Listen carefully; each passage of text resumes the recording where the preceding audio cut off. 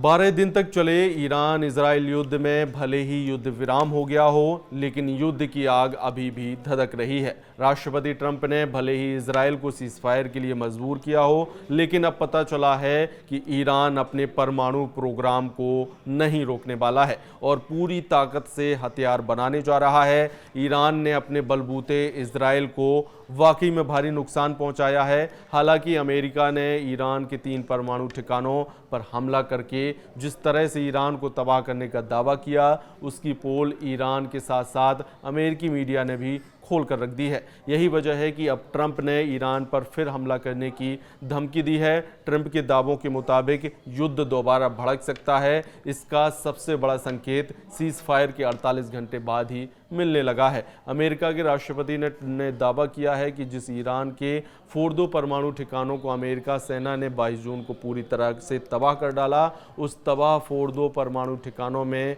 Israeli जासूस घुस चुके हैं। ट्रंप के दावों के मुताबिक इजरायली जासूसों ने दावा किया है कि ईरान के फोर्दो परमाणु ठिकाना पूरी तरह से तबाह हो चुका है। ट्रंप ने हैग में नेटो शिखर सम्मेलन में फोर्दो पर बमबारी के बारे में बोलते हुए संवाददाताओं से कहा, आप जानते हैं कि हमले के बाद उनके लोग यानी इजरायली जासूस वहां गए थे और उन्होंने कहा कि ये पूरी तरह से विनाश था, लेकिन उसके बावजूद ट्रंप ने ईरान को चेतावनी दी है कि अगर परमाणु हथियार बनाने की कोशिश की तो अमेरिका हमला जरूर करेगा।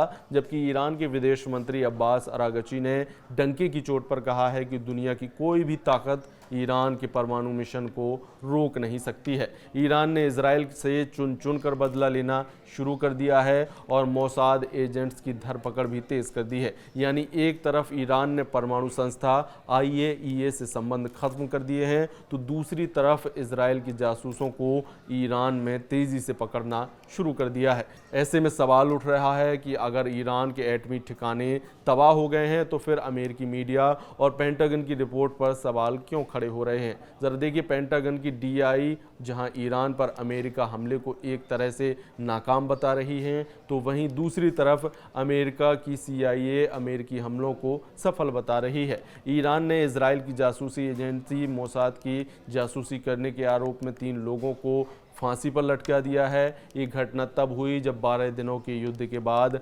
अमेरिका की मध्यस्थता में इजराइल और ईरान युद्ध विराम पर सहमत हुए हैं। फांसी पर लटकाए गए तीनों लोगों को इजराइल के मोसाद के साथ सहयोग करने और एक अज्ञात व्यक्ति की हत्या में इस्तेमाल किए गए उपकरणों की